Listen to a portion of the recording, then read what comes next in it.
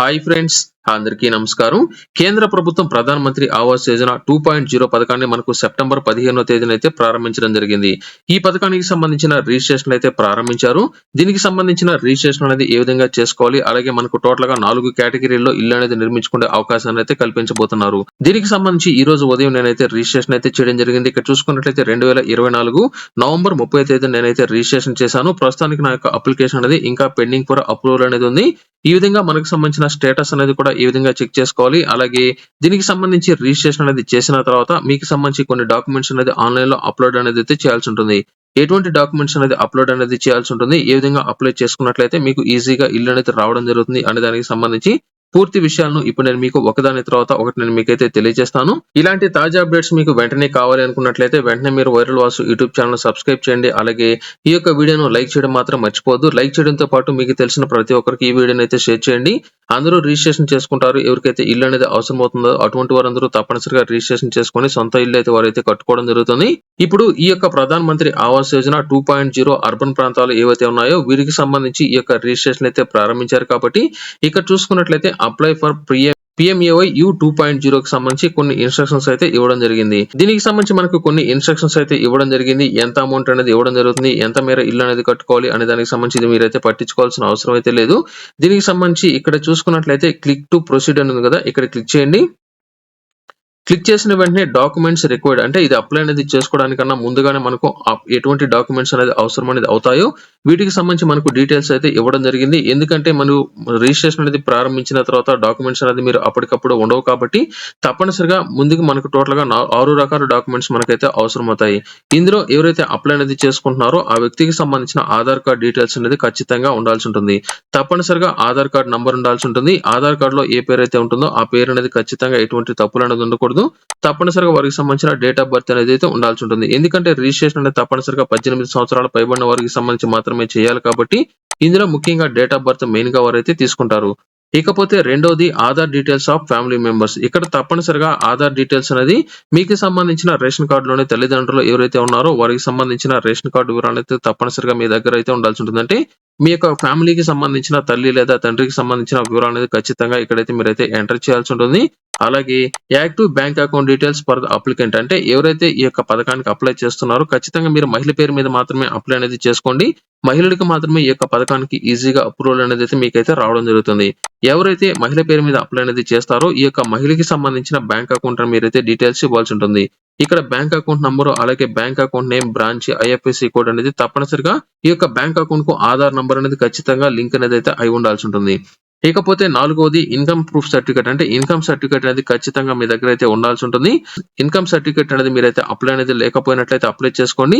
ఇకపోతే caste certificate కూడా మీ దగ్గర అయితే ఉండాల్సి ఉంటుంది. ఇన్ కేసు ఎవరైతే SC, ST, OBC వాళ్ళు ఉన్నారో ఖచ్చితంగా క్యాస్ట్ సర్టిఫికేట్ మీరైతే అప్డేట్ అనేది మీరైతే అంటే అప్లోడ్ అనేది మీరైతే చేయాల్సి ఉంటుంది. అలాగే ల్యాండ్ డాక్యుమెంట్స్ అనేది మీ దగ్గర అయితే ఉండాల్సి ఉంటుంది. అది కూడా ఏదైతే BLC వెర్టికల్ అని ఉందో ఈ యొక్క ప్రాపర్టీకి సంబంధించిన డీటెయిల్స్ మీరైతే అప్లోడ్ చేయాల్సి ఉంటుంది.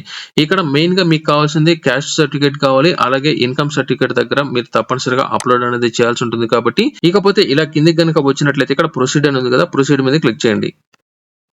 వచ్చిన తర్వాత ఎవరైతే మీకు సంబంధించిన హౌస్ హోల్డ్ ఎవరైతే ఉన్నారో వారికి సంబంధించిన యాన్యువల్ ఇన్కమ్ ఎంత అనేది ఉందో ఇక్కడైతే ఎంటర్ చేయండి.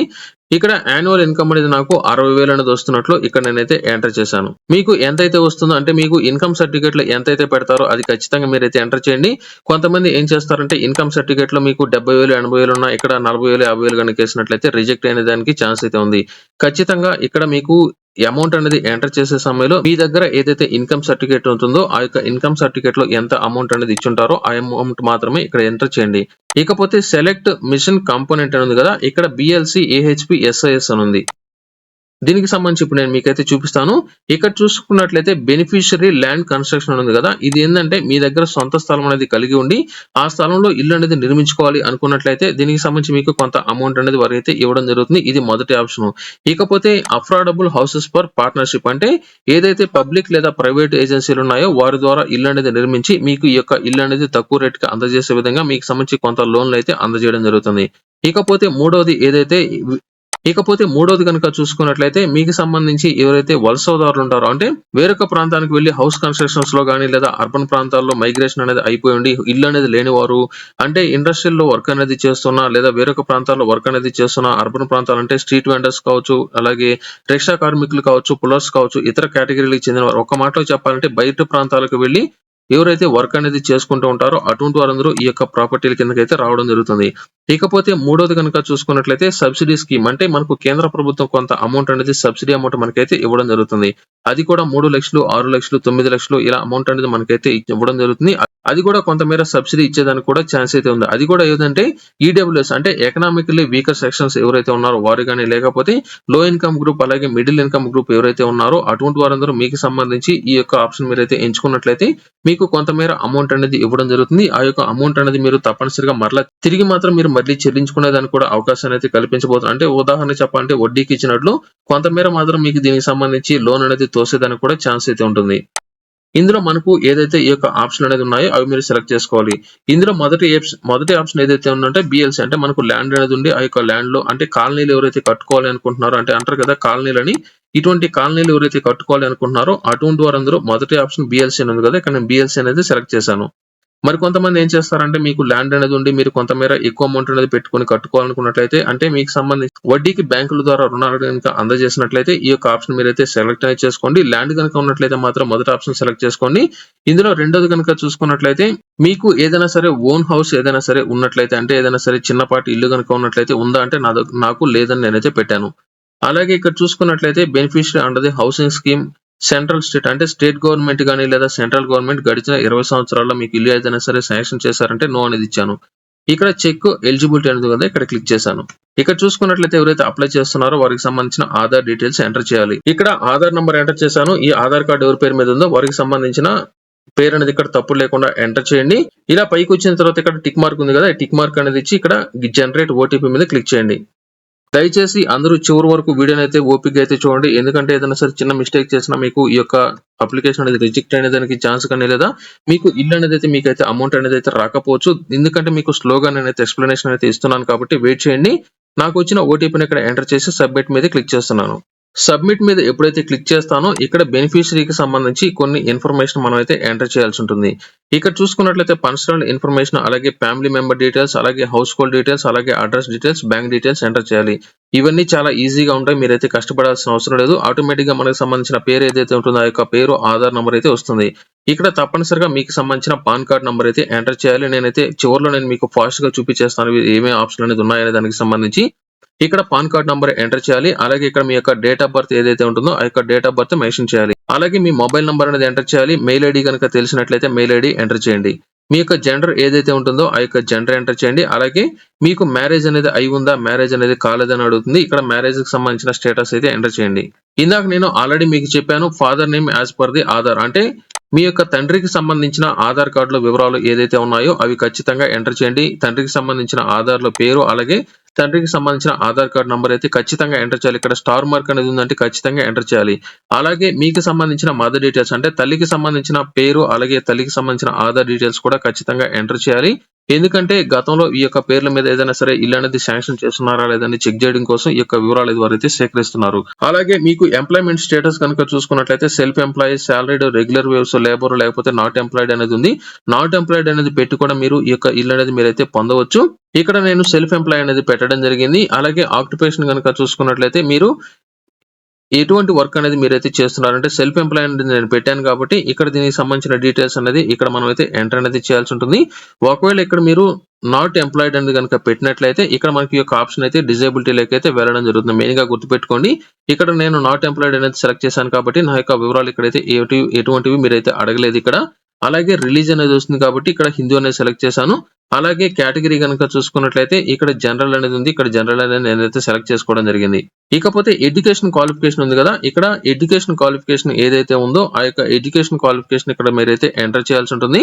ఇక్కడ ఎడ్యుకేషన్ క్వాలిఫికేషన్ అనేది అడుగుతుంది. ఇక్కడ నేను ఎడ్యుకేషన్ క్వాలిఫికేషన్ డీటెయిల్స్ అయితే ఎంటర్ చేశాను. ఇక్కడ చూసుకున్నట్లయితే కొన్ని స్కీమ్స్ లో ఏదైతే స్కీమ్ మీకైనా వస్తుందని ఇక్కడైతే అడుగుతుంది. మనకు కేంద్ర ప్రభుత్వం ఏదైతే వీధి వ్యాపారులు ఉన్నారో అటువంటి వారి కిందకి 10,000 రూపాయలు, అలాగే బిల్డింగ్ కన్స్ట్రక్షన్ వర్గానికి సంబంధించి అంగన్వాడీ వర్కర్స్, లేకపోతే ఏదైనా సరే పీఎం విశ్వకర్మ యోజన, లేకపోతే ఏదైనా స్కీమ్స్ కి సంబంధించి మీకు ఎలిజిబిలిటీ ఉందా లేదా పొందుతున్నారనేది అడుగుతుంది. నేను నో అనేది అయితే క్లిక్ చేశాను. ఇక్కడ మనకు వెంటనే ఇక్కడ సేవ్ అని కంటిన్యూ ఉంది కదా, ఇక్కడ క్లిక్ చేసిన వెంటనే ఈ యొక్క డేటా మొత్తం మనకు సేవ్ అనేది అయితే అయిపోతుంది. తర్వాత నెక్స్ట్ పేజ్ లో మనకు సంబంధించి చూసుకున్నట్లయితే కుటుంబ సభ్యుల యొక్క డీటెయిల్స్ ఎంటర్ చేయమంటుంది. ఇక్కడ వారికి సంబంధించిన పేరు, వారికి సంబంధించిన డేట్ ఆఫ్ బర్త్, అలాగే మీకు సంబంధించిన రిలేషన్షిప్, అలాగే జెండర్ డీటెయిల్స్, అలాగే ఆధార్ నంబరు, అలాగే వీరికి సంబంధించిన ఆక్యుపేషన్ అనేది ఎంటర్ చేయాల్సి ఉంటుంది. ఒకవేళ ఎక్స్ట్రా డీటెయిల్స్ కావాలనుకున్నట్లయితే యాడ్ మీద క్లిక్ చేసినట్లయితే మరొక పేరు అనేది ఇక్కడైతే యాడ్ అనేది అయితే అవడం జరుగుతుంది. ఆ తర్వాత ఇక్కడ సేవ్ అనేది ఇక్కడ నేను డీటెయిల్స్ అనేది ఎంటర్ చేసేసాను. ఇక్కడ సేవ్ అనేది ఉంది కదా, సేవ్ బటన్ మీద క్లిక్ చేస్తున్నాను. ఇక్కడ తర్వాత ఆప్షన్ ఏంటంటే హౌస్ హోల్డ్ డీటెయిల్స్, అంటే ఇక్కడ మనకు సంబంధించి కొన్ని డాక్యుమెంట్స్ అనేది అప్లోడ్ అనేది మనం అయితే చేయాల్సి ఉంటుంది. కాబట్టి మనం మొదట్లో ఈడబ్ల్యూఎస్ అనేది ఆల్రెడీ సెలెక్ట్ చేసుకున్నాం కాబట్టి ఈడబ్ల్యూఎస్ అనేది ఉంది. లేదా మీరు మార్చుకోవాలనుకున్నట్లయితే మొదటి నుంచి మీరు మరలా మార్చుకోవాల్సి ఉంటుంది. మనకి సంబంధించి ఏదైనా సరే ఇల్లు అనేది ఉందా అనేది అడుగుతున్నారు. ఇక్కడ నాకు లేదనేది ఇక్కడ నేనైతే ఎంటర్ చేసేసాను, ఆల్రెడీ తీసేసుకుంది కాబట్టి. ఇక్కడ యాన్యువల్ చూసుకున్నట్లయితే ఇది కూడా ఆల్రెడీ మనం ఎంటర్ అనేది చేసేసాము, ఇది కూడా తీసేసుకోండి. ఇక్కడ చూసుకున్నట్లయితే మనకు తప్పనిసరిగా ఇన్కమ్ సర్టిఫికేట్ మనం అయితే అప్లోడ్ అనేది మనం అయితే చేయాల్సి ఉంటుంది. ఈ యొక్క ఇన్కమ్ సర్టిఫికేట్ ని బట్టి మనకు ఎంత అమౌంట్ అనేది మనకు నెల నెల వస్తుంది అనే దాన్ని బట్టి మనకు సంబంధించి ఈ యొక్క అప్లికేషన్ అయితే అప్రూవల్ అయితే రావడం జరుగుతుంది. కాబట్టి మీ దగ్గర ఇన్కమ్ సర్టిఫికేట్ కనుక ఉన్నట్లయితే అది పీడిఎఫ్ లో కనుక ఉన్నట్లయితే డైరెక్ట్ గా అప్లోడ్ చేయండి. అది పీడిఎఫ్ లో కనుక లేకపోయినట్లయితే మీరు ఏం చేస్తారంటే మీరు ఫోన్ లో మీకు సంబంధించి ఏదైతే ఇన్కమ్ సర్టిఫికేట్ ఉందో ఆ యొక్క ఇన్కమ్ సర్టిఫికేట్ ని ఫోటో అనేది తీసి మీరు బ్రౌజర్ లో ఏం చేస్తారంటే ఇమేజ్ టు పీడిఎఫ్ కన్వర్టర్ మీద క్లిక్ చేసినట్లయితే ఆటోమేటిక్ గా మనకు కొన్ని సైట్లు అయితే చూపిస్తాయి. ఇక్కడ మీకు సంబంధించిన సైట్ అనేది మీరైతే ఈజీగా సెలెక్ట్ అనేది చేసుకొని మీ యొక్క ఫోటో ఏదైతే ఉందో ఆ యొక్క ఫోటోని సెలెక్ట్ చేసుకొని కన్వర్ట్ మీద క్లిక్ చేసిన వెంటనే మీ యొక్క ఫోటో అనేది ఏంటంటే పీడిఎఫ్ లోకి అయితే కన్వర్ట్ అయితే అయిపోతుంది. ఆ తర్వాత ఇక్కడికి వచ్చేసి ఈ యొక్క డాక్యుమెంట్ మీరైతే అప్లోడ్ అనేది మీరైతే చేసేయాల్సి ఉంటుంది. ఖచ్చితంగా ఇక్కడ అప్లోడ్ అయిన వెంటనే ఇక్కడ అప్లోడ్ బటన్ మీద క్లిక్ చేయాలి. ఆ తర్వాత ఇక్కడ చూసుకున్నట్లయితే ప్రజెంట్ మీరు ఉంటున్న ప్రాంతంలో ఎన్ని సంవత్సరాల నుంచి ఉంటున్నారంటే నేనంటే 10 సంవత్సరాల కన్నా ఎక్కువగా ఉన్నానైతే ఇక్కడ సెలెక్ట్ చేశాను. హౌస్ ఓనర్షిప్ కనుక చూసుకున్నట్లయితే ఓన్ దా లేకపోతే రెంట్ నా, నో హౌస్ అని ఉంది కదా. ఇక్కడ కొంతమంది ఏం చేస్తారంటే ఓన్ అనేది అయితే పెట్టేస్తారు. ఓన్ అని పెట్టారంటే ఖచ్చితంగా మీకు ఉన్నట్లు. ఇక్కడ రెంట్ పెట్టినట్లయితే అది మీరు వేరొకరిది రెంట్ కు ఉన్నట్లు, లేదా అసలు ఇల్లే లేదు ప్రస్తుతం రోడ్డు మీద ఉంటున్నట్టు దీని యొక్క ఉద్దేశం. మీరేం చేస్తారంటే రెంట్ కు ఉన్నట్లు పెట్టండి. ఇక్కడ సేవ్ అండ్ కంటిన్యూ మీద నేనైతే క్లిక్ చేస్తున్నాను. ఇప్పుడు అడ్రస్ డీటెయిల్స్ అంటే మనకు సంబంధించి ప్రస్తుతం ప్రజెంట్ ఏదైతే అడ్రస్ లో ఉన్నామో ఆ యొక్క అడ్రస్ డీటెయిల్స్ ఎంటర్ చేయాలి. అలాగే మనకు సంబంధించిన పర్మనెంట్ అడ్రస్ ఏదైతే ఉంటుందో ఆ యొక్క పర్మనెంట్ అడ్రస్ డీటెయిల్స్ ఇక్కడైతే ఎంటర్ చేయాల్సి ఉంటుంది. లేదా ఇక్కడ ప్రజెంట్ ఉంటున్న అడ్రస్ పర్మనెంట్ కనుక అయినట్లయితే ఇక్కడ ఈ యొక్క టిక్ మార్క్ కనుక క్లిక్ చేసినట్లయితే రెండిట్లో ఒకే అడ్రస్ అయితే రావడం జరుగుతుంది. ఇకపోతే పిఎంఏవై కన్స్ట్రక్షన్ సైట్ అడ్రస్ అంటే మనకు సంబంధించి ఇల్లు అనేది మనం కట్టుకోవాలి అనుకుంటున్నాం కాబట్టి ఇల్లు కట్టుకుంటున్నామంటే మనకు ఏదైతే స్కీమ్ అనేది సెలెక్ట్ చేసుకున్నామో అంటే మనకు ఆల్రెడీ ల్యాండ్ అనేది ఉంది. ఆ యొక్క ల్యాండ్ లో మనం ఇల్లు అనేది కట్టుకోవాలి అనుకుంటున్నట్లు ఆప్షన్ అనేది మొదట్లో మనం ఏం చేసామంటే ఈ యొక్క ఆప్షన్ సెలెక్ట్ చేసుకోవడం జరిగింది. అంటే బెనిఫిషరీ లీడ్ కన్స్ట్రక్షన్ అంటే బిఎల్సి కింద మనం ఇల్లు అయితే సెలెక్ట్ చేసుకున్నాం కాబట్టి ఈ యొక్క బిఎల్సి కి సంబంధించిన స్థలం ఎక్కడైతే ఉంటుందో ఆ యొక్క స్థలానికి సంబంధించిన డీటెయిల్స్ అనేది ఎంటర్ చేయాల్సి ఉంటుంది. ఉదాహరణకు పైన మనం ఏదైతే అడ్రస్ ఇచ్చామో ఈ యొక్క అడ్రస్ మనకు సంబంధించిన ఇల్లు కనుక ఉన్నట్లయితే as per the permanent address ఉంది కదా ఇక్కడ క్లిక్ చేసేయండి. లేదా as per the permanent address ఉందో ఇక్కడ క్లిక్ చేసేసినట్లయితే ఈ యొక్క రెండు డీటెయిల్స్ మనదైతే తీసేసుకోవడం జరుగుతుంది. అలా కిందికి గనుక వచ్చినట్లయితే ఇక్కడ చూసుకున్నట్లయితే మరొక ఆప్షన్ మమ్మల్ని అయితే అడుగుతుంది. ఇందులో మనకి సంబంధించి ఇక్కడ ఆటోమేటిక్ గా నో అనేది అయితే తీసుకోవడం జరుగుతుంది. ఇక్కడ మెయిన్ గా మనకు అప్లోడ్ ల్యాండ్ డాక్యుమెంట్స్ అంటే మనకు సంబంధించిన ల్యాండ్ లో మనం ఏదైతే ఇల్లు అనేది కట్టుకోవాలి అనుకుంటున్నామో ఆ యొక్క ల్యాండ్ కి సంబంధించిన డాక్యుమెంట్స్ అనేది ఉన్నట్లయితే ఆ యొక్క ఇంటికి సంబంధించిన డాక్యుమెంట్స్ అనేది సేమ్ ఇందాక మనం పీడిఎఫ్ లో ఏదైతే అప్లోడ్ అనేది చేసామో అలాగే ఫోటోలు అనేది తీసి అప్లోడ్ చేయండి. లేదా మీ దగ్గర ఆల్రెడీ పీడిఎఫ్ కనుక ఉన్నట్లయితే అది కూడా మీరైతే అప్లోడ్ అనేది మీరైతే చేయొచ్చు. లేకపోతే మీకు సంబంధించి ఇంటికి సంబంధించిన డాక్యుమెంట్లు అనేది మీ దగ్గర లేవు అయిపోయాయి అనుకున్నట్లయితే మీ ఇంటికి సంబంధించి కావచ్చు, లేదా మీ యొక్క పంట పొలాలకు సంబంధించి కావచ్చు, లేదా మీ యొక్క స్థలానికి సంబంధించి కావచ్చు, దేనికైనా సరే ల్యాండ్ డాక్యుమెంట్స్ అనేది మీరు డౌన్లోడ్ చేసుకోవాలనుకున్నట్లయితే డిస్క్రిప్షన్ లో నేను మీకు ఒక లింక్ ఇచ్చాను. ఆ యొక్క లింక్ లో మీరు కనుక ఫాలో అనేది అయినట్లయితే మీ యొక్క స్థలాలకు సంబంధించిన డాక్యుమెంట్స్ అనేది మీరైతే డౌన్లోడ్ చేసుకోవచ్చు. ఇప్పుడు నేను ఇక్కడ అప్లోడ్ అనేది క్లిక్ చేసేసి మరలా సేవ్ అండ్ కంటిన్యూ మీద క్లిక్ చేస్తున్నాను. ఇక్కడ చివరిలో మనకు బ్యాంక్ డీటెయిల్స్ అయితే చివరి ఆప్షన్ ఇక్కడ బ్యాంక్ డీటెయిల్స్ ఖచ్చితంగా మీరైతే ఎంటర్ చేయాలి. అది కూడా ఎవరిదంటే మొదట్లో పర్సనల్ డీటెయిల్స్ లో ఎవరి పేరు మీద అయితే ఇల్లు అనేది రిజిస్ట్రేషన్ చేసుకుంటున్నామో ఆ యొక్క వ్యక్తికి సంబంధించిన డీటెయిల్స్ ఇక్కడైతే ఎంటర్ చేయండి. ఇక్కడ బ్యాంక్ డీటెయిల్స్ అనేది మొదటిసారి ఎంటర్ చేయండి. ఇక్కడ బ్యాంక్ డీటెయిల్స్ అనేది ఎంటర్ చేయండి. సేమ్ అదే బ్యాంక్ నెంబర్ ఇక్కడైతే ఎంటర్ చేయండి. రెండు మ్యాచ్ అనేది అయినట్లయితే ఇక్కడ ఐఎఫ్ఎస్సి కోడ్ అనేది అడుగుతుంది. ఇక్కడ గెట్ డీటెయిల్స్ మీద క్లిక్ చేసినట్లయితే మన యొక్క డీటెయిల్స్ ఆటోమేటిక్ గా రావడం జరుగుతుంది. ఇందులో మెయిన్ గా మరొక ఫైనల్ అప్డేట్ ఏమిటంటే మీరు ప్రభుత్వం నుంచి పొందుతున్న ఏదైనా సరే ప్రభుత్వ పథకాలు అంటే స్టేట్ గవర్నమెంట్ కావచ్చు లేదా సెంట్రల్ గవర్నమెంట్ నుంచి ప్రస్తుతం ఇక్కడ ఏదైతే చూపిస్తున్న స్కీమ్స్ అనేది పొందుతున్నారా అంటే మనకు ఆల్రెడీ బ్యాంకుల ద్వారా ఏదైనా సరే రుణాలు అనేది పొందున్నామా అనేది చెక్ చేసుకోవడం కోసం ఇక్కడ యొక్క డీటెయిల్స్ అయితే అడుగుతున్నారు. అంటే ఇక్కడ పిఎం సూర్య గారి యోజన అంటే మనకు కేంద్ర ప్రభుత్వం సోలార్ స్కీమ్ కావచ్చు, లేకపోతే ప్రధాన మంత్రి ఆయుష్మాన్ భారత్ కావచ్చు, ప్రధాన మంత్రి ఉజ్వల యోజన కావచ్చు, లేదా ఉజ్వల ఈటీసీ ఇతర ఏదైనా సరే స్కీమ్స్ అనేది మీరు పొందుతున్నారా అంటే ఇక్కడ ఉదాహరణకు ఎస్ మీద క్లిక్ చేసినట్లయితే ఇందులో ఏ స్కీమ్ మీరైతే పొందుతున్నారో అని ఇక్కడైతే అడుగుతుంది. ఇందులో ఏదైతే స్కీమ్ అనేది మీరు పొందుతున్నారో దాని మీద క్లిక్ అనేది మీరైతే చేయాల్సి ఉంటుంది. ఇక్కడ నేను రఫ్ గా ఏదైతే సెలెక్ట్ చేస్తున్నానో ఒకవేళ ఏది పొందలేదు అనుకున్నట్లయితే ఇక్కడ నో అనేది క్లిక్ చేసేసేయండి. నో అనేది క్లిక్ చేస్తే ఎటువంటి ఆప్షన్ మనకైతే రావు. ఇప్పుడు ఫైనల్ గా ఏం చేస్తారంటే పైన చెప్పిన అన్ని డీటెయిల్స్ అనేది కరెక్ట్ గా ఉన్నాయని ఇక్కడ ఫైనల్లీ సేవ్ అని ఉంది కదా, సేవ్ మీద క్లిక్ చేసి ఒకసారి చెక్ చేసుకొని పబ్లిష్ మీద క్లిక్ చేసేసినట్లయితే మీకు సంబంధించి ఈ యొక్క ప్రధాన మంత్రి ఆవాస్ యోజన అర్బన్ 2.0 పథకానికి సంబంధించి రిజిస్ట్రేషన్ అయితే అయిపోతుంది. ఇప్పుడు దీనికి సంబంధించి మీ యొక్క స్టేటస్ అనేది చెక్ చేసుకోవాలి అనుకున్నట్లయితే ఇదే వెబ్సైట్ ఇక్కడ చూసుకున్నట్లయితే ట్రాక్ అప్లికేషన్ ఉంది కదా, ఇక్కడ క్లిక్ చేయండి. క్లిక్ చేసిన వెంటనే ఇక్కడ ట్రాక్ అప్లికేషన్ కి సంబంధించి ఇక్కడ బెనిఫిషరీ కోడ్ అంటే అప్లికేషన్ నంబర్ మనకైతే ఆల్రెడీ వచ్చి ఉంటుంది. ఈ యొక్క అప్లికేషన్ నంబర్ కానీ లేదా మనకు సంబంధించిన ఆధార్ కార్డు వివరాలు కానీ ఇక్కడ అప్లికేషన్ నంబర్ అంటే మనకు కేవలం అప్లికేషన్ నంబర్ మనతో ఎంటర్ చేస్తే సరిపోతుంది. లేదా మీరు పేరు లేదా ఆధార్ నంబర్ తో చెక్ చేసుకోవాలనుకున్నట్లయితే ఇక్కడ మీకు సంబంధించిన ఆధార్ నంబర్ ఎంటర్ చేయాలి. అలాగే మీకు సంబంధించిన పేరు కరెక్ట్ గా ఎంటర్ చేయాల్సి ఉంటుంది. లేదా మీరు మొబైల్ నంబర్ ద్వారా ఎంటర్ చేయాలంటే మీ మొబైల్ నంబరు, మీ పేరు, డేట్ ఆఫ్ బర్త్ ఇవన్నీ కరెక్ట్ గా ఎంటర్ చేయాలి. ఇప్పుడు నేను ఏం చేస్తానంటే ఫైనల్ గా ఇక్కడ కొంతమందికి ఇక్కడ అప్లికేషన్ అనేది రాకపోవచ్చు. ఎందుకంటే అప్లికేషన్ ద్వారా కాకుండా మీ యొక్క ఆధార్ నంబర్ తో సెర్చ్ అనేది మీరైతే చేయండి. ఇక్కడ నేను ఆధార్ నంబర్ ఎంటర్ చేశాను. ఇక్కడ నాకు సంబంధించిన పేరు అనేది అయితే ఎంటర్ చేశాను కరెక్ట్ గా. షో బటన్ మీద క్లిక్ చేస్తున్నాను. చూసారు కదా, షో బటన్ మీద క్లిక్ చేసిన వెంటనే నా యొక్క పేరు అలాగే నేను ఏ పథకానికి అప్లై అనేది చేసుకోవడం జరిగింది, ఏజ్ అలాగే gender, father name, mother name అలాగే స్పెషల్ గ్రూప్ అనేది నో అనేది పెట్టాను, మొబైల్ నంబరు ఇక్కడ ఏ తేదీన అప్లై అనేది చేసుకున్నానో దీనికి సంబంధించిన అప్లికేషన్ నంబర్ కూడా రావడం జరిగింది. ఇక్కడ మీరు అప్పుడప్పుడు స్టేటస్ మీరైతే చెక్ చేసుకోండి, మీకు మెసేజ్ కూడా రావచ్చు. నా యొక్క అప్లికేషన్ అనేది పెండింగ్ లో ఉంది, ఇంకా అప్రూవల్ అనేది రాలేదు. దీనికి సంబంధించిన స్టేట్ డీటెయిల్స్ అయితే రావడం జరిగింది, ఎక్కడ పెండింగ్ అనేది ఉంది అనే దానికి సంబంధించి.